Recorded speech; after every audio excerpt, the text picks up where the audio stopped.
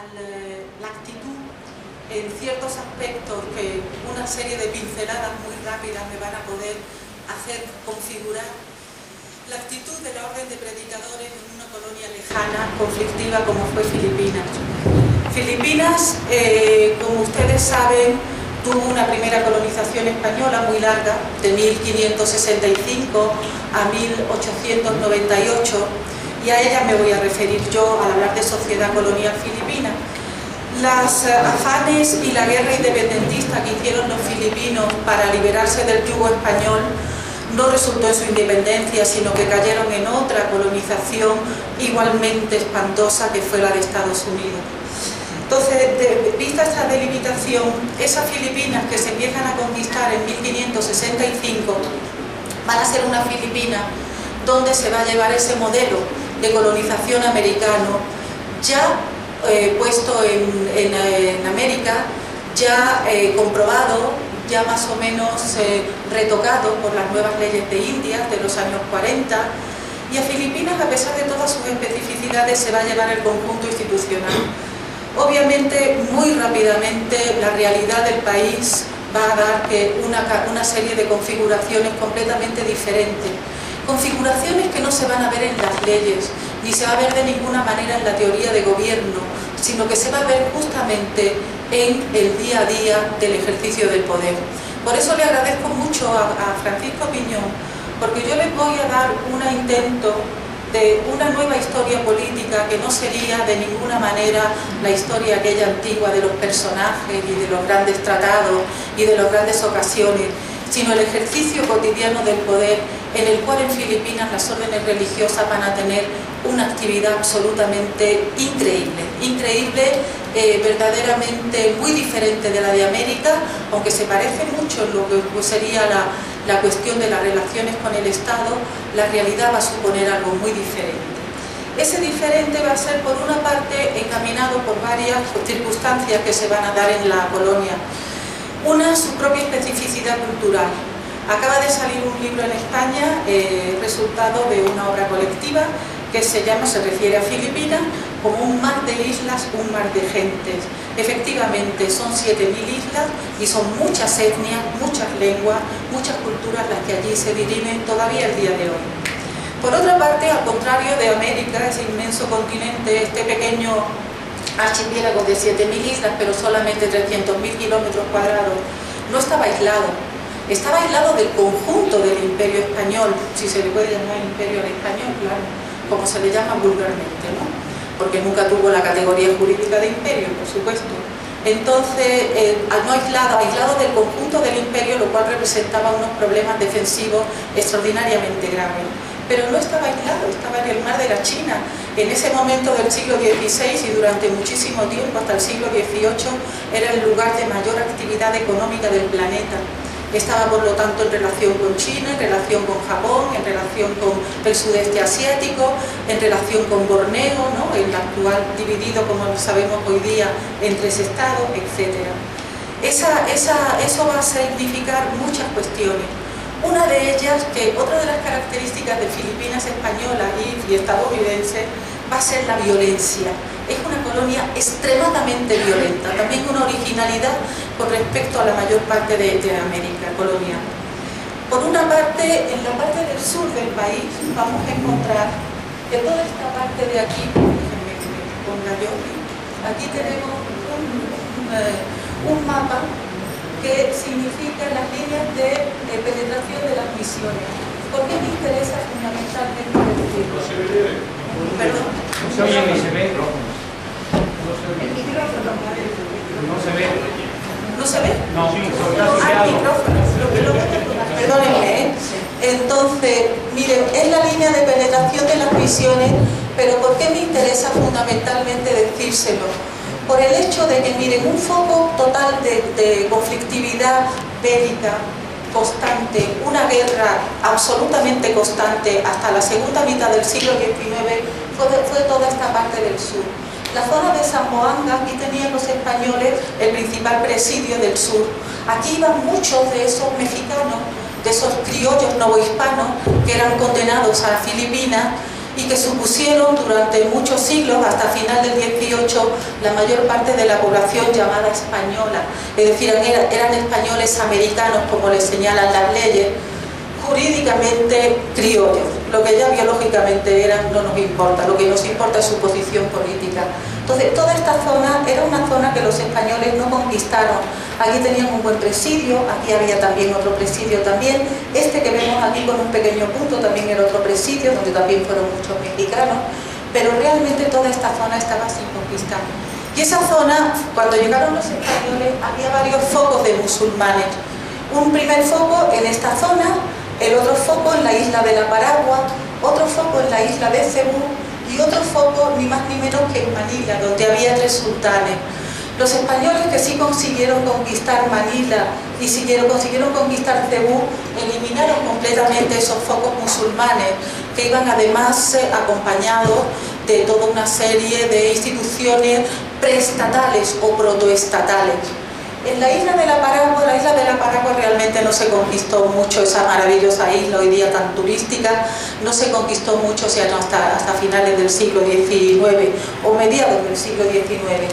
Y en la parte del sur hubo siempre esa guerra contra musulmanes completamente organizados en la zona, en esta zona señalada, y también en las islas de Zulú, que aquí no se marcan pero que se sitúan en este punto.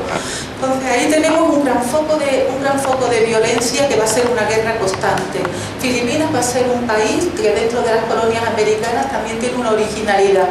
En las colonias americanas, como ustedes saben, el ejército se creó a partir de mediados del siglo XVIII. En Filipinas siempre hubo ejército, siempre, un ejército compuesto de mexicanos y compuesto sobre todo de nativos, el famoso batallón de Pampanga. Por otra parte, las zonas del interior de las islas, hacia donde van las líneas de las misiones, esa zona interior de las islas están también sin conquistar.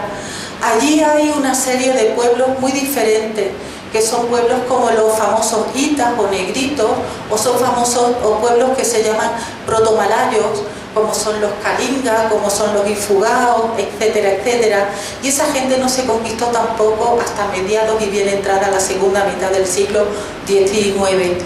Por lo tanto, tenemos aquí una situación de doble frontera, de una frontera interna en la cual los misioneros realmente te podían pasar muy dificultosamente. Como decía un padre a finales del siglo XVIII, no contamos con soldados suficientes. Otra zona muy importante es esta zona que vemos aquí con esta flecha, que es la zona de Zambales. Allí hubo ciertas misiones, sobre todo recoletas al principio, y luego hubo una disputa que se acaba de publicar precisamente por Marta Manchado en ese libro que les acabo de señalar, entre los predicadores, los dominicos, que querían aprovechar ciertas parroquias, etcétera, etcétera. Otro foco importante de violencia va a ser la amenaza exterior por parte de chinos, amenaza exterior sobre todo por un intento de invasión de un grupo chino que se llamó Limahong, que llegó cerca de casi cerca de Manila. Otras formas piráticas, por ejemplo, de Taifusa, japonés, pero sobre todo por la amenaza de las propias potencias europeas. En el siglo XVII aparecen los holandeses por la zona y no solamente se van a conquistar la mayor parte de las factorías portuguesas, en aquella época Portugal estaba unido a la corona española, no solamente van a conquistar esas factorías portuguesas, sino que van a amenazar mucho las Filipinas españolas. Y va a haber una guerra naval ahí que se va a durar bastantes años, sin posibilidades de conquista por parte de los holandeses, pero sí causando mucha zozobra, mucho gasto y causando también algo muy interesante y muy relacionado con los dominicos. Hubo en el año 46 una famosa batalla y entonces, al ser una batalla ganada por las fuerzas españolas, se adjudicó a la protección de la Virgen del Rosario, que estaba en la iglesia de los dominicos. Y eso dio lugar precisamente a una fiesta que se celebra la primera semana de octubre y que se llama La Naval, justamente, ¿no? Y es una de los focos de la espiritualidad dominica que podemos encontrar. Aparte de eso, vamos a tener luego una serie de cuestiones como sería la amenaza británica ya en el siglo XVIII. En el siglo XVIII esa amenaza británica nos va a suponer sobre todo una invasión temporal en 1762, por parte de los británicos solamente a Manila, en una acción conjunta o paralela, mejor dicho, a la que se hizo con la toma de La Habana en el mismo año. Voy a ver si consigo ver mis letras, Pero aparte de eso, vamos a tener dentro de Filipinas focos de violencia muy importantes y muy continuados. Una de ellas son los chinos. Los chinos se van a instalar muy rápidamente y aquí vamos a tener una actividad de los dominicos muy importante, porque ellos van a recibir precisamente la dirección espiritual de los chinos católicos y las posibilidades, no siempre cumplidas, de la conversión de los chinos que se mantenían fieles a su antigua religión. Pero entonces sublevaciones chinos, porque los chinos se van a convertir en un grupo muy importante en la economía insular, un grupo que los españoles van a temer mucho, pero al mismo tiempo van a favorecer como artesanos, como ladrilleros, como zapateros, como arroceros, como se puede decir que la economía insular en relación con los españoles estaba en manos de los chinos llamados sangleyes en la isla. Estos sangleyes van a recibir por parte de los españoles toda una serie de facilidades, pero también toda una serie de movimientos de represión, y ellos van a responder con sublevaciones que serán a su vez respondidas con masacres y con nuevas formas de represión. Sin embargo, van a ser dos grupos que se van a alimentar mutuamente en el sentido figurado y en el sentido propio. Otro gran foco de violencia interior van a ser las sublevaciones de los pueblos dominados, no solamente la resistencia de las etnias libres del interior del archipiélago, sino los pueblos dominados como son tagalos, como son ilocanos, como son cancayanes, como son bisayas, cebuanos, etc. Es una colonia, por lo tanto, de mucha violencia en este sentido. Por otra parte, hay otro elemento que en el siglo XIX se corregirá un tanto, sin que sea mucho. Va a haber muy poca población española. Los españoles peninsulares, que son los que dominan tanto el clero como la administración, van a ser realmente unos cientos, no pasan de ahí. Y luego habrá una serie de criollos mexicanos que serán más numerosos en número y que se componen de dos grupos muy diferentes. Por una parte, lo que son la gente alta, es decir, empresarios, negociantes, gente que trabaja sobre todo con el tráfico del galeón, algún profesor universitario, un López Portillo, ¿no?, de finales del siglo XVIII, algún arzobispo, el arzobispo Rojo, algún eclesiástico muy importante, en fin, gente que forma parte de la élite colonial. Y el otro grupo es ese grupo de forzados, a veces voluntarios, es decir, de soldados o prisioneros que se mandaban a Filipinas todos los años, más o menos en una cantidad de unos 200, una cantidad media de unos 200 al año. Ellos, por lo tanto, van a ser la principal población no asiática en las islas, muy poco, pero yo calculo para finales del 18 unos 3.000 tal vez, y fundamentalmente ellos van a desaparecer para principios del siglo XIX conforme la independencia de México, y sobre todo porque a partir de los años 90 del siglo XVIII empiezan a venir revesas de soldados españoles, de soldados peninsulares, y eso va a significar una entrada a una época nueva con una mayor población española, que será la población del siglo XIX, aunque siempre muy minoritaria con respecto a los demás. En ese sentido va a haber también muy poca hispanización.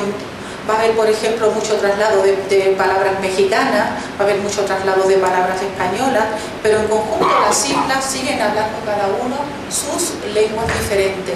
Y eso fue durante todo el tiempo. Yo no sé a quién se le ha ocurrido decir que el español se perdió en Filipinas, porque el español no se habló nunca en Filipinas. Obviamente, nunca. Yo no sé a quién se le ha ocurrido, pero no hay ningún filipinista que lo diga, ¿no? Entonces alguien se lo inventó por analogía con América, a lo mejor, ¿no? Y se ha seguido diciendo.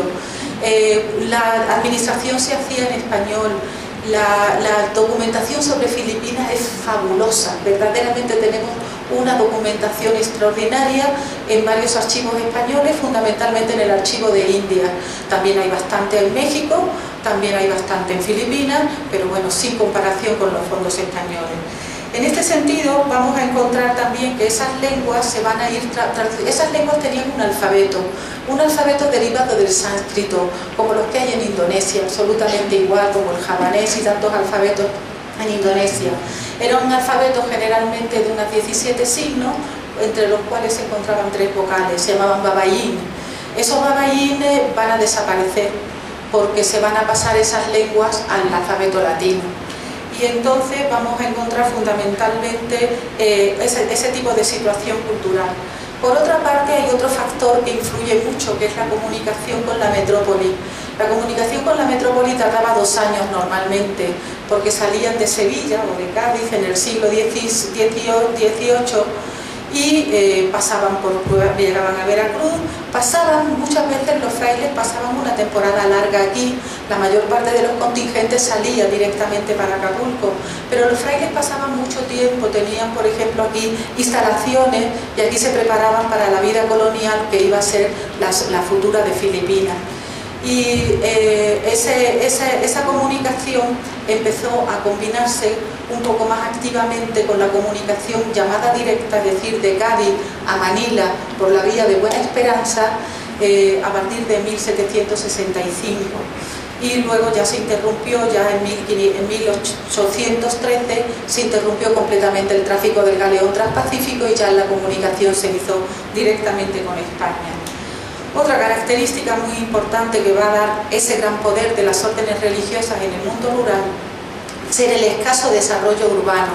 De nuevo, en el siglo XIX hubo ciudades como Cebú, como Vigan, que adquirieron una cierta categoría dentro de lo que cabía, ¿no? Pero realmente la única población que a partir de 1571 va a ser la población de Manila, la capital del país. Hay muy poco desarrollo urbano.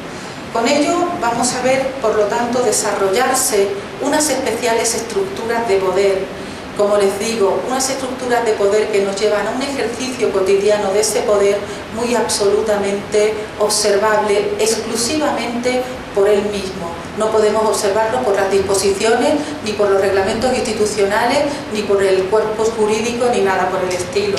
Es un poder de hecho que se va a dar y que se ha hablado justamente de la dualidad. Ese poder es evidente para todos los que estudian Filipinas, porque además se va a dar algo que se tiene que trabajar mucho más. Hay mucho interés por parte de los sucesivos gobiernos españoles, desde Felipe II, que parecía por sus declaraciones que se iba a morir si no se conquistaba Filipinas, hasta el final de todo, hasta ese vergonzoso tráfico económico que fue la entrega de Filipinas a los Estados Unidos. Realmente podemos, la peor cosa de falsear los hechos es generalizar. No quiero generalizar de ninguna manera, pero sí que hubo políticos en España que se expresaron con mucho desdén y con mucho desprecio hacia los filipinos, hacia la colonia filipina. Y eso se vio también reflejado en algo muy importante, que fueron las sucesivas constituciones que se dieron en el siglo XIX, donde se dio, por ejemplo, en la famosa constitución que continuó la revolución de 1868, se dio para Cuba una situación especial y se dio y para Filipinas no se dio el mismo tratamiento. Los filipinos se consideraban asiáticos, se consideraban orientales, poco hispanizados, etcétera, etcétera. Entonces hubo, por lo menos por parte de gente importante dentro de la política española, un desprecio grande hacia él. Pero por otra parte, ese poder grande, ese poder dual, esa especie de Estado dentro del Estado que fueron las órdenes religiosas, era muy claro, no solamente en el siglo XVIII, sino en el siglo XIX también. Eso fue lo que se llamó la frailocracia. En 1899 se publicaba un libro, un pequeño impreso con este título, La frailocracia filipina. Eso ya lo dice todo. que todos estos son textos políticos que por lo tanto exageran un tanto la propaganda en contra del poder de los frailes, es más que evidente, pero lo que quiero resaltar no es la verdad de estos textos, sino justamente que eso existía en el ambiente, que había esa idea de que había un poder excesivo de los frailes en Filipinas. Se publicó también otro que se llamaba Viva España, Viva el Rey, Fuera los frailes, que se publicó también en esos años.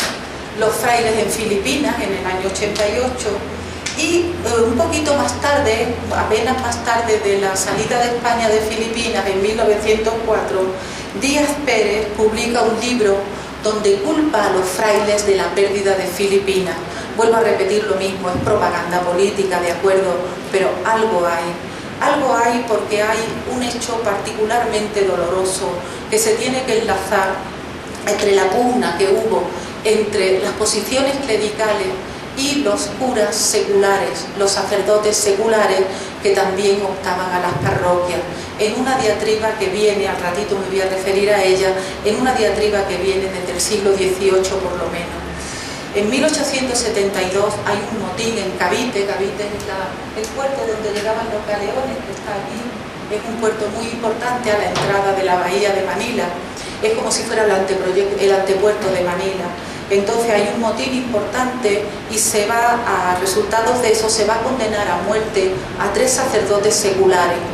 La situación era verdaderamente vista desde el punto de vista de la pugna colonial, por el hecho de que los frailes eran españoles en su mayoría, españoles de España, españoles peninsulares, y los clero seculares en su inmensa mayoría eran nativos filipinos. Entonces eso va a provocar, son los famosos sacerdotes Gómez, Burgos y Zamora, que son héroes de la independencia filipina, y Díaz los acusa a los frailes de haber instigado la ejecución y de haber instigado la propaganda contra estos curas seculares filipinos. Tormosás lo niega. De todos modos, hay algo que está en el ambiente y hay algo que desde luego se podría trabajar mucho más sin quedarnos con ninguna de las dos versiones. Tormosán ha sido un investigador serio, un investigador de la Iglesia de Filipinas y probablemente está dentro más o menos de una línea indagatoria que lo llevaría a la realidad. Bien, fundamentalmente ya está trazada una posición política preferente del clero filipino, del clero regular filipino, porque además hasta el siglo XIX fue numéricamente completamente aplastante su superioridad. Pero luego, por otra parte, esos cauces informales lo van a llevar a gozar de una independencia y una autonomía absolutamente inusitada frente al Real Patronato. Los gobernadores eran los patronos de la Iglesia y naturalmente querían ingerir en muchos asuntos que las leyes les permitían y otros que las leyes no les permitían, ¿no? Todo el mundo quería extender su poder más allá de lo normal. Y entonces, frente al Real Patronato, ellos se van a resistir mucho. Hacia actividades de los gobernadores, actividades de las audiencias, pero también contra los propios obispos, contra el propio arzobispo, e incluso habría disturbios dentro de las propias órdenes contra los propios padres provinciales. Pero eso sí, lo más importante de todo es que los frailes eran fieles a la corona, Los frailes asientan.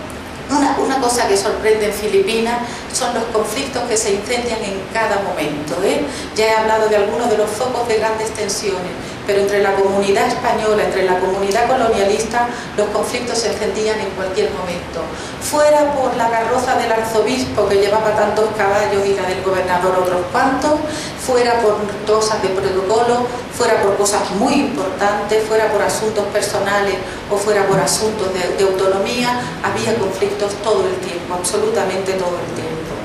Y entonces vamos a encontrar, sin embargo, que a pesar de todos estos conflictos, las órdenes religiosas van a formar un bloque de poder con los colonialistas y van a ser los agentes principales de la colonización, por el hecho de que los propios colonialistas les van a dar atribuciones militares, atribuciones administrativas, no digamos educativas y culturales, porque las tenían prácticamente todas.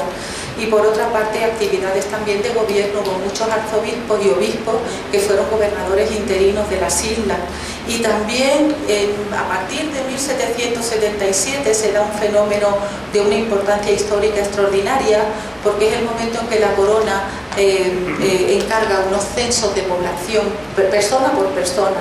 Se entra en la época estadística, esos censos se llaman estados justamente, y ¿cómo se le van a encargar? Pues se le van a encargar a los párrocos que eleven esos censos, ¿no? Y son unos documentos absolutamente formidables que están, pasó lo mismo en México, pasa para todo el imperio, y esos censos están en el indiferente general del Archivo de India. Por otra parte, vamos a encontrar que hay una población española muy limitada a las ciudades y sobre todo Manila, y que esa población española en las zonas rurales van a ser exclusivamente los párrocos de las diferentes órdenes, y como característica el país se va a dividir de acuerdo a lenguas. Por lo tanto, los primeros que llegan son los agustinos y van a tener la zona de Manila, van a tener también algunas zonas del centro como son las Visayas, van a tener las mejores y más numerosas parroquias.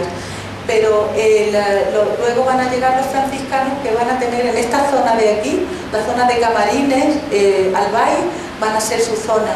Los jesuitas van a ser sobre todo la zona del interior de las islas, las Visayas, mientras que en la zona de Manila había parroquias un poco de todas las órdenes. Cuando llegan los predicadores, los dominicos, van a tener parroquias en Manila, van a tener a los chinos que están en las puertas de Manila, y van a tener primero en Batán, en esta zona de aquí, alguna parroquia en Zambales, pero Zambales era una zona terriblemente conflictiva, con una población llamada así, con ese nombre Zambales, que resistía completamente la entrada de los españoles. Y entonces van a recibir sobre todo en Pangasinan, en Ilocos y en Cagayán, en esta zona. Pero como les digo, y voy a repetirlo un poquito muchas veces, va a ser muy importante su relación con los chinos. Ellos se van a especializar además en grupos de lenguas, por lo tanto los dominicos se van a especializar en chino, en pangasinano, en cagayano y en ilocano, fundamentalmente, y alguna otra lengua por ahí también, pero fundamentalmente eso. Al mismo tiempo, ¿quieres pasar al siguiente, por favor? Muchas gracias. Al mismo tiempo se va a dar una división eclesiástica de las islas. En un principio vamos a tener fundamentalmente una serie de órdenes que se instalan y que son, sí, perdón, me voy a tomar en la mano, a ver si ahora sí, gracias, van a ser una serie de órdenes que se instalan. Una de ellas van a ser los agustinos, que formarán una provincia. Los agustinos están allí desde 1565, van con Legazpi, Urdaneta era un agustino, y van a tomar las mejores posiciones. Un poco más tarde, en el 78, van a llegar los franciscanos, luego van a llegar los primeros jesuitas, y ya en el año 1587 llegan los orden de predicadores. Cada uno va a formar su provincia. La orden de predicadores va a formar la provincia del Santísimo Rosario. Y un poquito más tarde van a llegar los agustinos recoletos, y ellos se van a mantener. En el siglo XVIII llegarán los esculapios, un poco antes llegan los hermanos de San Juan de Dios, pero son muy pocos y se van a dedicar sobre todo a hospitales. Y ya en el siglo XIX habrá una variedad importante ya de órdenes religiosas. Pero fundamentalmente van a ser esas 5 del principio: agustinos, franciscanos, dominicos, jesuitas y recoletos, los que van fundamentalmente a ejercer ese gran poder por haberse organizado de ese modo. En cuanto a las congregaciones femeninas, no hay ningún convento dominico, sino que el único convento que funcionó hasta el siglo XIX, cuando entonces sí ya hubo convento femenino, fue un convento de clarisas, que lo fundó la madre Jerónima de la Fuente, muy famosa entre los filipinistas, pero muy famosa en la historia del arte porque la retrató Velázquez, ni más ni menos, ¿no? Entonces, pero fue lo único. Luego se crearon beateríos, y efectivamente los dominicos tuvieron la administración espiritual de un beaterío que se llamó Santa Catalina de Sena, el beaterío de Santa Catalina. Con ella luego en el siglo XIX ya se crearon algunas otras, llegaron las Hermanas de la Caridad, etc. pero fundamentalmente se va a dar ese tipo de situación en los dos primeros siglos y medio. En 1578 se daba la elección del primer obispado en Manila. Al principio se hizo sufragáneo de México, como al principio se quiso depender mucho. Nominalmente Filipinas formaba parte de la Nueva España, pero aquello era imposible, ¿no? Entonces se creó una audiencia, se creó un obispado, y el primer obispo fue un dominico muy importante, que fue Fray Domingo de Salazar. Él llegó en el año 1581, por esos dos años de comunicación que había entre la península y Filipinas. Y inmediatamente entró en conflicto con parte de esa sociedad colonialista, todavía en proceso de conquista y asentamiento. Y entonces vino la gran diatriba con los encomenderos. A Fray Domingo de Salazar se le llama el Bartolomé de las Casas de Filipinas. Tal vez no haya tenido la misma trascendencia que Bartolomé de las Casas, ni esa difusión de sus obras, ni se han empleado tampoco su pensamiento y su acción de manera política contra los españoles, contra el gobierno español, como se emplearon las de Bartolomé de las Casas en Europa. Pero efectivamente se dio una gran diatriba, una diatriba muy complicada, tremendamente compleja, donde se planteaban cosas muy importantes. Una de ellas, los dos puntos fundamentales y totalmente irreconciliables de la diatriba, era si se continuaba la evangelización, que suponía la conquista y la conversión, como sabemos muchas veces forzosa, de los naturales.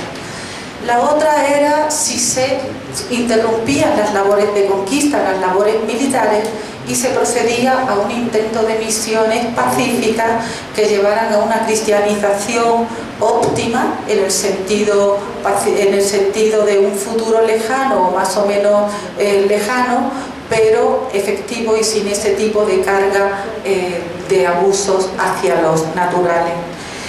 En esa época justamente se va a dar uno de los grandes momentos de tensión en Filipinas. Estos sultanatos que había en la zona de Manila van a ser más o menos conquistados, pero sobre todo con una transacción que se hizo con Legazpi. Esa transacción llevó a que algunos de ellos tomaron nombres cristianos, y uno de ellos, Agustín Legazpi, incluso el apellido del conquistador de Filipinas. Con ello vamos a encontrar que en 1587 se sublevan estos famosos jefes antiguos, y va a acabar en una represión y en la ejecución de los principales cabecillas. Con ello vamos a ver ya el inicio de todas esas tensiones que hace un momento yo les sinteticé. Para 1595 se existe ya el primer arzobispado, y el arzobispado va a ser un arzobispado que es una sede en Manila, y los que vemos aquí, una primera sede en Manila que ocupa toda esta parte, y que además son los arzobispos, el obispado de Ilocos, Nueva Segovia, en el cual los dominicos van a ser muy fuertes, el obispado de Camarines, Nueva Cáceres, que es esta zona de aquí, y el obispado de Cebú, que ocupa todas las Bisayas y toda la parte sur, les repito que prácticamente sin conquistar durante muchos siglos.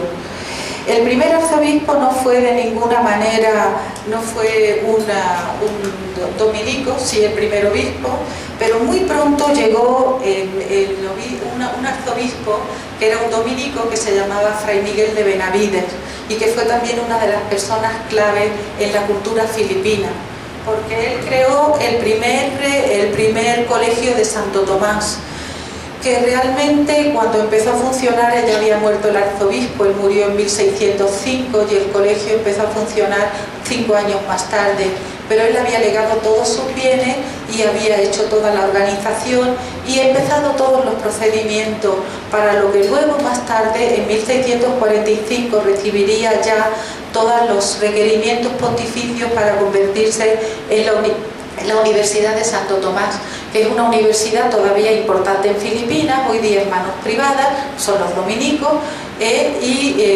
pero que mantienen desde entonces una actividad en imprenta, en educación y en formación de ese clero secular que va a ser tan importante en las disputas colonialistas de Filipinas.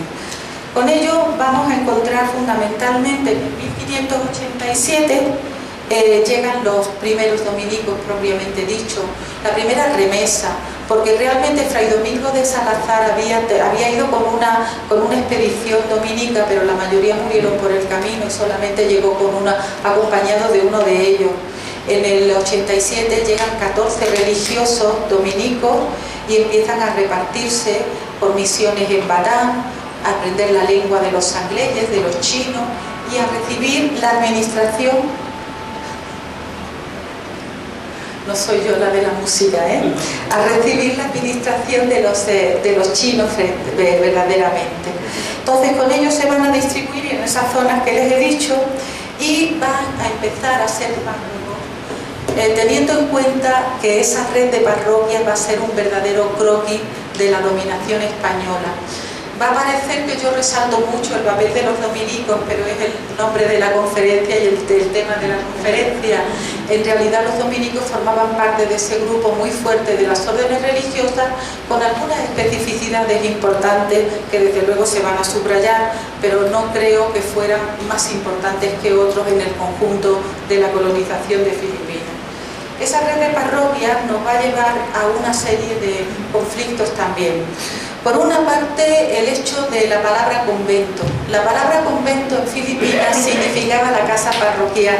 Entonces, en cada zona rural, en cada aglomeración rural, existía la parroquia, existían las doctrinas y existía toda una serie de establecimientos sufragáneos de esa parroquia.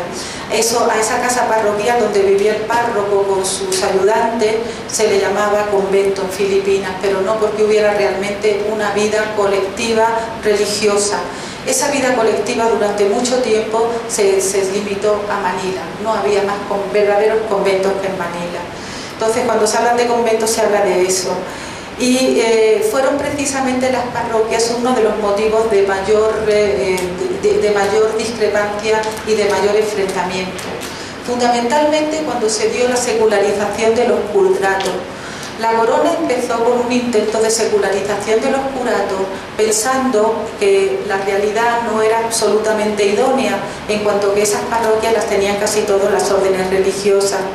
Entonces, por otra parte, la Universidad de Santo Tomás, otro colegio también administrado por los dominicos, como era San Juan de Letrán, otros dos colegios que administraban los jesuitas, San José y San Ignacio, formaban curas seculares, formaban sacerdotes seculares, y nos llegamos a la mitad del siglo XVIII, donde había no mayoría de sacerdotes seculares, pero sí más de 1,5 centenares de ellos que estaban prácticamente subempleados. Entonces hubo, entre tantos conflictos, hubo la acción de Anda y Salazar, del arzobispo Santa Justa y Rufina, etcétera, llevando a muchos trastornos. Y esos trastornos fundamentalmente llevaron a unas órdenes contradictorias. Por una parte venía una orden de hacer la secularización de los curatos, de ordenar a las órdenes religiosas que establecieran una prioridad de cada 3 parroquias para entregarlas a un sacerdote secular, cosa que las órdenes religiosas se negaron en redondo. La más abierta de todos hay que reconocer que fueron los dominicos, en un proceso muy complicado, tremendamente complicado, del que es muy difícil sacar unas líneas generales, muy difícil sacarlas. Y por otra parte, ese conflicto se prolongó como todo en Filipinas, haciendo que entrara todo el mundo a opinar, haciendo que aquello se politizara de la peor manera muchas veces, que sucedieran opiniones a favor de los curas seculares, que sucedieran opiniones en contra de los curas seculares, que algunas son verdaderamente un ejemplo del racismo más triste. El cura indio, como se les llamaba, se abate, se hace uno de ellos, bebe, come y se viste como el resto de los nativos. En fin, ese tipo de expresiones absolutamente hirientes. Otro elemento muy importante que nos refleja la gran independencia de las órdenes religiosas va a ser negarse a la visita diocesana. Voy a ir un poquito rápido porque creo que ya me estoy pasando, ¿verdad?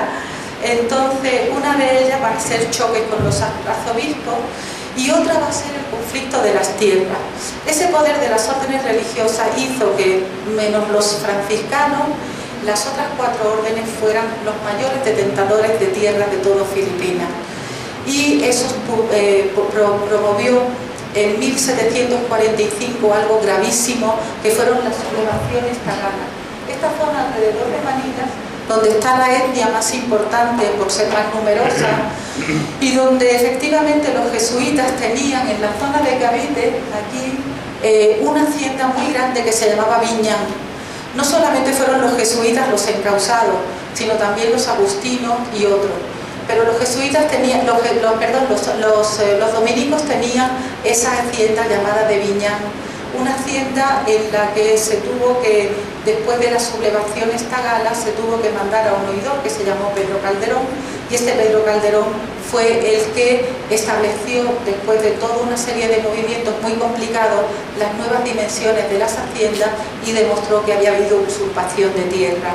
Entonces fue un momento muy grave que estuvo provocado precisamente por el mal manejo de esta administración de propiedades rurales.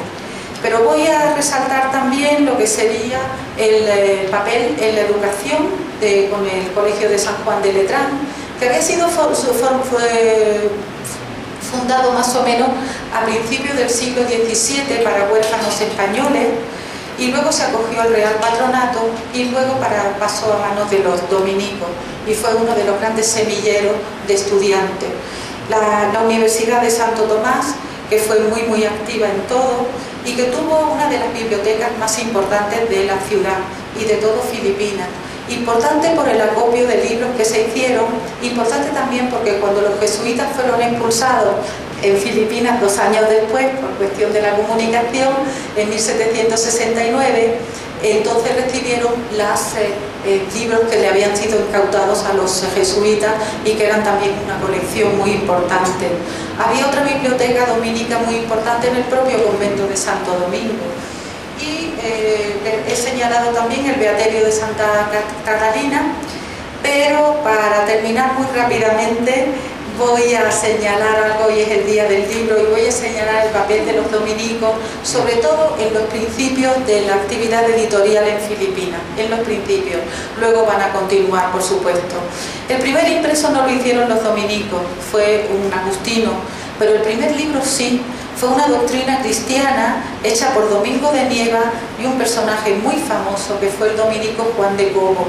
Ambos sabían la lengua tagala y sabían la lengua china y publicaron este libro así. En este libro había, en 1593, había también un grabado en la portada que se ha reproducido cantidad de veces, hecho por Juan Vera, un sangley cristiano, es decir, un chino que había tomado ya un nombre cristiano, pero también un apellido español, como solían hacer. También hicieron la doctrina cristiana en tagalo y en español. Y luego se introdujeron ya los tipos móviles. En un principio pues se trabajaba con la silografía, en la que los chinos eran los operarios principales, pero ya con tipos móviles los dominicos publicaron Nuestra Señora del Rosario, que era su patrona. La imprenta de Santo Tomás fue muy importante. Allí se publicaron no solamente los textos de teología, de retórica, de cánones, etcétera, sino también obras clásicas como de Homero, de Cicerón, de Virgilio, de Julio César y obviamente de Santo Tomás de Aquino, ¿no? No podría ser menos. Por otra parte, se publicó también de otro dominico, Francisco de San José Blanco, Arte y Reglas de la Lengua Tagala. Con ellos trabajó en principios del siglo XVII el primer grabador e impresor nativo que conocemos de Filipinas, Tomás Pimpin, que firmaba así Tomás Pimpin Tagalo, ¿no? Para decir que era un indígena filipino. Y también se publicó en estos años una de las obras capitales de las crónicas filipinas, que hecha por un dominico, que fue el padre Aduarte, Diego Aduarte, Historia de los dominicos en Filipinas, Japón y China. Este fray Juan Cobo, y voy a terminar con él, es autor de un libro absolutamente fundamental y muy curioso. Ese libro se llama Shilú, Apología de la verdadera religión en lengua y letra china, compuesta por fray Juan Cobo, etc. El libro está publicado en 1593 pero realmente no se conoció hasta 1952, que se encontró un ejemplar en la Biblioteca Nacional de Madrid. Se ha publicado por la Universidad de Santo Tomás de Manila, se ha publicado en facsímil, en una buena edición, comentada, editada, luego se preparó una edición en español y ahora creo que se está preparando, si no ha salido ya, a lo mejor ha salido ya, una edición inglesa directamente traducida del chino. Ese Shirú es algo muy interesante, porque es el diálogo de un fraile predicador, pero que conoce la argumentación con un chino culto, y entonces la primera parte es justamente adoptar los razonamientos que adoptaría un confucionista para irlos rebatiendo de una manera pacífica, etcétera, ¿no? Y naturalmente como propaganda de lo que ellos consideraban la verdadera fe. Bien, con eso les doy las gracias a todos. Muchas